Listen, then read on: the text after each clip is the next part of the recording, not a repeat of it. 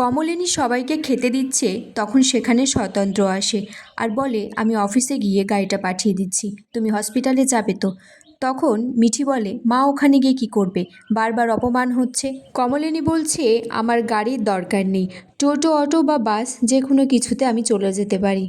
কমলিনী স্বতন্ত্রকে জোর করে খাবারটা খেতে বলে। স্বতন্ত্র বলে, আমি এতটা খেতে পারবো না। কমলিনী বলে যে, তাই নিয়ম রক্ষার জন্য খেতে হবে বুঝি? স্বতন্ত্র বলছে, আমি কতটা খাবো সেটাও বুঝি তুমি ঠিক করে দেবে। কমলিনী বলছে, আমি ঠিক করে দেওয়ার কে?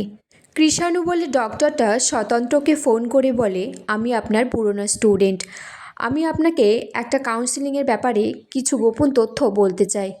আপনাদের রিলেটিভ রুদ্র পলাশ মুখার্জি যেখানে অ্যাডমিটেড আছে, আপনি যদি স্যার একটু আমার সাথে দেখা করেন তাহলে খুব ভালো হয়।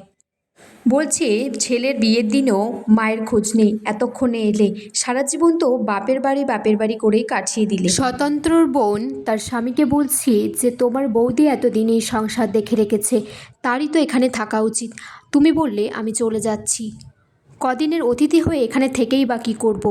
ছেলেটা তখন বলছে, কিছু মনে করো না মা, ফিরে যেতেই হবে, এটা তোমার ডিসিশন। সবার নিশ্চয়ই সবটুকু কাজ করা হয়ে গেছে, যেটুকু বাকি আছে আমি নিজে করে নিতে পারবো, খাটনির ভয় আমার নেই। ফুলবৌদি বলছে, শুনলাম নাকি তোমার বৌদি আবার বিয়ে করেছে। ছি ছি, এই বয়সে কি শখ, কি কামনা বাসনা, ছেলেমেয়েরাও তো অনেক বড় হয়ে গেছে, তা শুনছি বড় ছেলেটা নাকি